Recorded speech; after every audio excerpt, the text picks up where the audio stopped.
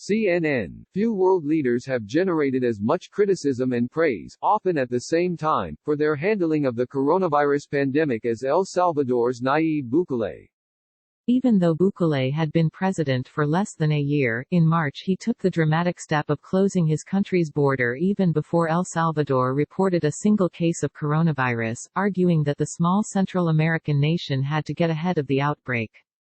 Some Salvadorans praise him for taking decisive action that may have saved his small Central American nation from the worst impacts of the coronavirus.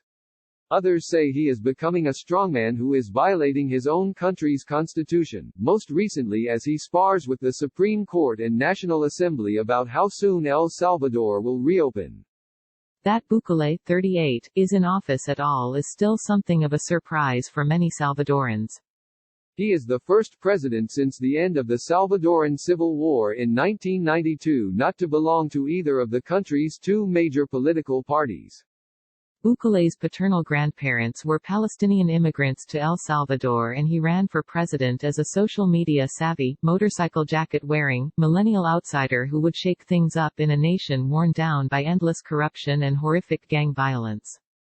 Bukele is very focused on getting done what he believes needs to get done, and has little patience for his critics, or for the institutions that oppose, slow, or limit his ability to act, said Jeff Thale, president of the Washington office on Latin America, in an email interview with CNN.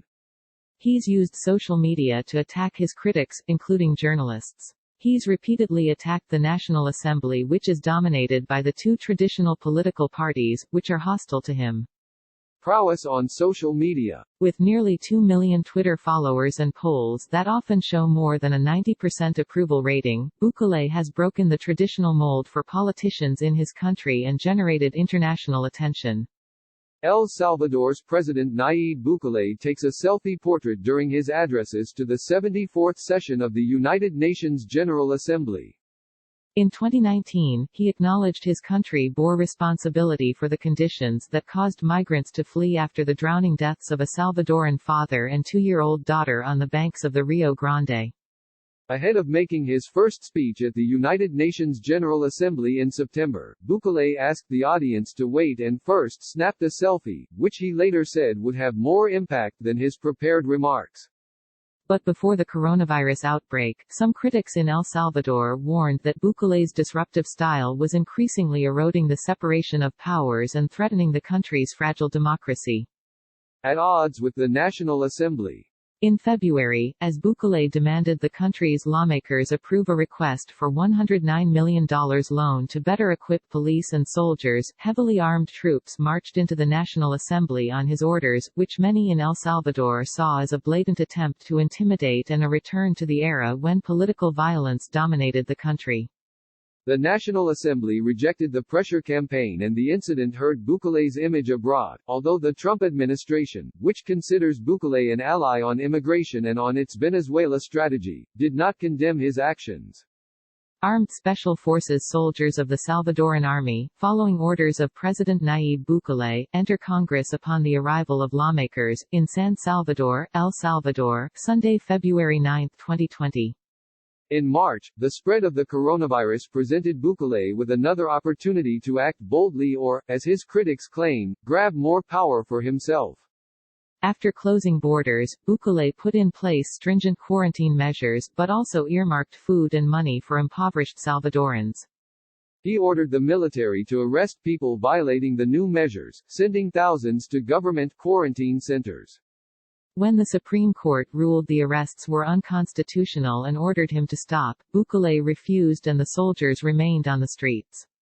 5 people won't decide the deaths of hundreds of thousands of Salvadorans, Bukele wrote on Twitter of the ruling.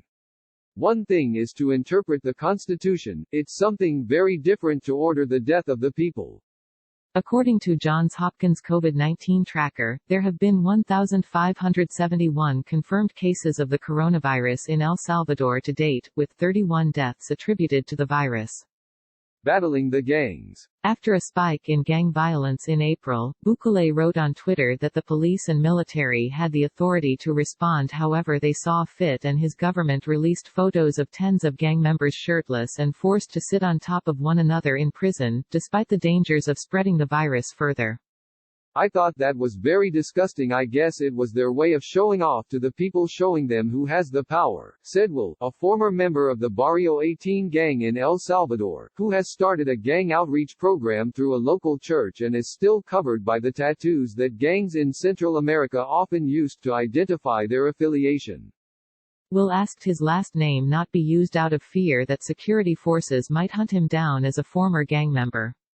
El Salvador has been racked by decades of out-of-control gang violence, making it one of the most dangerous countries in the world. The government's heavy-handed response to the pandemic has halted the church group's efforts to convince gang members to seek a new life, Will said. The government doesn't know how to identify the root of the problem and keeps firing at everything that moves, so we are very affected by it, Will wrote to CNN on Facebook Messenger. I can't even go out without worrying what kind of police officer is going to pull me over knowing they have license to kill now if they feel threatened. Despite feeling a target had been put on his back, Will said he understood Bukele's popularity with many Salvadorans. Some say we are losing our democracy, the former gang member wrote, but to be honest it seems that he is thinking about the people and has done things that never been done in the past for the people, especially those of low income. Showdown over reopening the country. The battle over who has the power to decide the terms of El Salvador's quarantine will likely rage on as long as the disease does. Bukele has said he wants the country to begin reopening on June 6, but lawmakers in the National Assembly have said that it needs to happen sooner. On Monday, the country's Supreme Court overruled Bukele, saying he did not have the authority to extend anti-coronavirus measures and urged the National Assembly and President to work together to reopen the country.